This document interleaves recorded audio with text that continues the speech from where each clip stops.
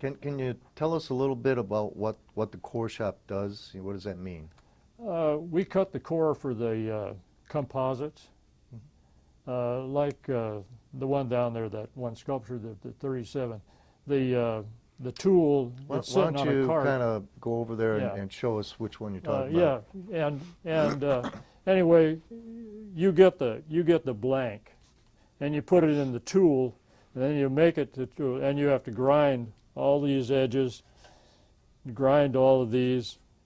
You have to grind and you finish it, and then it goes from there to be part of the composite. Mm-hmm. But in that case, while the gal is in there and she's got the little tool we worked with, and you know, you'd think, hey, you got to work with this gizmo to do this work.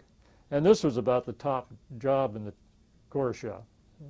You had to be successful at grinding the little things before you got to grind the big one. And it was actually an easier job. But she's pretty much the way we look. The apron, the glasses. She's got her name ID tag on, and she's working. She's making a thrust reverser core. Okay, and the statue to the right of that is the miner's statue. Right. Yeah, and the idea is the drill is in the hole. Mm-hmm. And this is a Gardner Demeter 87, and he's got a telescoping leg on it. It's called a jack leg, and he's got the steel in there, and he's drilling with that'd be his first steel, because you might drill to 13 footers, but you change because you don't have enough room. So you might drill a 4, and then a 6, then an 8, and then a 13 if you're doing a breast down round like that. And but he's got his hard hat with his light and his. Every miner carries a pipe wrench. He's got his self-rescuer and his lamp battery. Mm-hmm. He's wearing a safety belt, which you know, for where you work in a shaft or anything, you'd have a safety line on. And the jack leg, of course, is air, but it has water coming through it, so you don't have dust. Mm-hmm. You can't drill without. In the old days, when they first started using drills, those guys had died before they were 30 years old, you know, from the con. Just from the dust? Yeah. I mean, it just killed them. Yeah. Because you got the silicon dust. Yeah. That's, but they, if a boss or if anybody, well, they know if you drill dry, because you have air going through the mine. When I spoke about the underground mechanics taking care of the air doors, well, you have air doors around the mine, and it directs the air through the mine. So you've got, well, when I first went to the bunker, I went up and worked on the big fans in the bunker, and those were old air tunnel or from the Boeing company. Mm-hmm. That's they bought them used from the Boeing company and put them in the Bunker Hill mine. And they had 2 of those, and when we went up there to go through and get on the other side to work on this, the air was coming down through there, and it would just about freeze you to death, you know, trying to get up there to these things and go on the other side of them. But we had a battery motor, and you did literally have to get off and help the motor by pushing on it. You know, a motor is just like a little railroad outfit with a battery run on. But anyway, there are a lot of strange things that go on, but the way the air circulates, if anybody was drilling dry or if there's any dust in the mine, they know it immediately. Somebody knows it, and they'll complain about it. And you don't want to drill dry anyway. Yeah, I can understand that. Now, this longer statue right next to you, why don't you explain? That's from a Boeing job, right? Yeah, that would have been from the 56 building, and they're carrying it over to the sealed shop after they finished it, and it's a replica, as far as I wanted to go, of a 737 elevator. I can always remember coming home to my wife, and I'd say, well, I'm working on the elevator. Well, what kind of an elevator is it? And I said, well, it's an airplane elevator. You know, people tell you, when you tell them you make elevators, it's just like when I bought my house, I went, I got my GI loan from this real nice gal, but she says, what do you do at Boeing? And I was in the tooling. I said, I'm a jig builder. And she went like that. I said, that's a tool. A jig is a tool. You know, I thought she was going to take offense at my term, but I said, you know, I'm a jig builder. Mm-hmm. But anyway, they're carrying it to the, and that's what it is, a 737 elevator. Which we'd hang the paperwork on the end, you know, the whole business. Okay. I tried to get all the nonsense on there while I was doing it. So you ended up as a tooling inspector. Why don't you tell us a little bit about that job?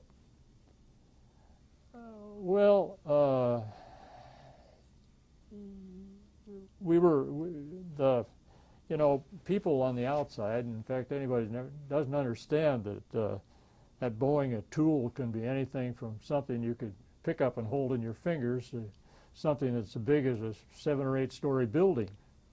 And I said, anyway, the tooling inspector has to go around and make sure it's right, be able to read the drawings and make sure the product is correct, and make sure that all the paperwork and the information on it is right. And you know, I did that up at Plant 2 and in the 10 building and the 2 building, and I think we went over, maybe the 56 building was still there. In fact, I even went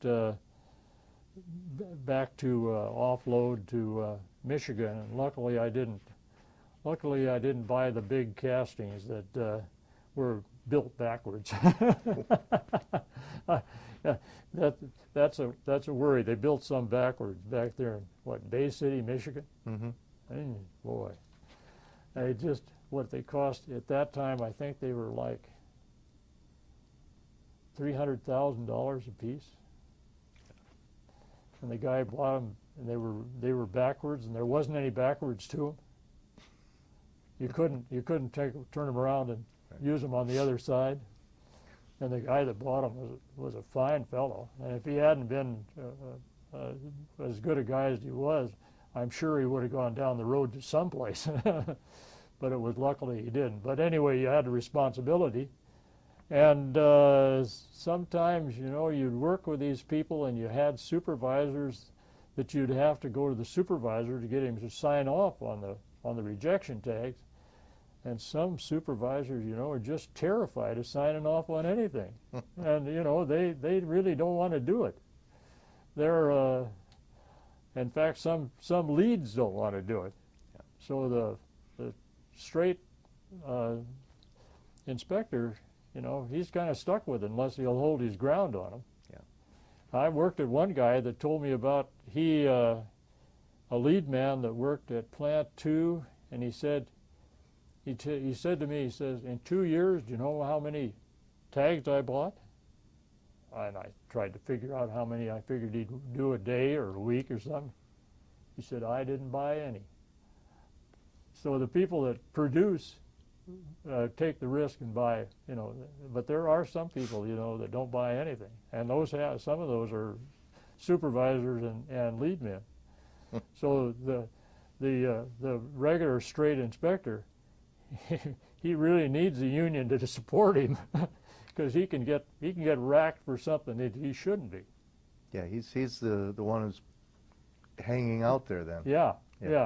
When he takes, you know, they're pushing on him. They need the tags bought, or they need the orders bought. Mm-hmm. Yeah. You better be right. No, because the union stands between him and the road. Actually, I think. Yeah. So, when you're at Boeing, were you involved with the union at all, or a steward or anything, or? Well, just like any other worker, you know, we're all part of the union. And then somebody's mentioned to me about going to the union because of something to, you know, maybe they'd like to buy something. So anyway, I went to the local in Auburn, and they said, well, I think they arranged for me to go and see Waccama. So I went up to see Waccama, and we talked about it, and I made some drawings for him and showed him, and then we ended up talking to Baker, and you know, I made more drawings, and they ended up having me do these things out here. The statues at the Seattle Hall. Yeah, yeah, and of course, while I was at Boeing, I'd already done one in. Before that, I'd just done one in Rockville, Maryland. That's a man and a woman with a hold of a bucket. I should have brought it with me. I got the model. Mm-hmm. I didn't let the people back there keep the model. But it sits in Rockville, Maryland, and in front of a pre-release. And I can always remember they had some of the pre-release customers there come out and help me get it off the truck and put it in, and the lunch buckets, you know. And he said, well, what about this? Oh, I said, people working, a man and a woman. And I said, well, you can decide which one of them's, which way the lunch bucket goes, whether she's going to take it to work or he's going to take it to work. And this guy says to me, well, only a fool would go to work at a job that carries a lunch bucket. And I'm thinking, man, you're in jail. And you're telling me who the fools are? You know, it's foolish to earn your wages. I never knew what he was doing there, but I'm sure he deserved it, his attitude. It's just comical.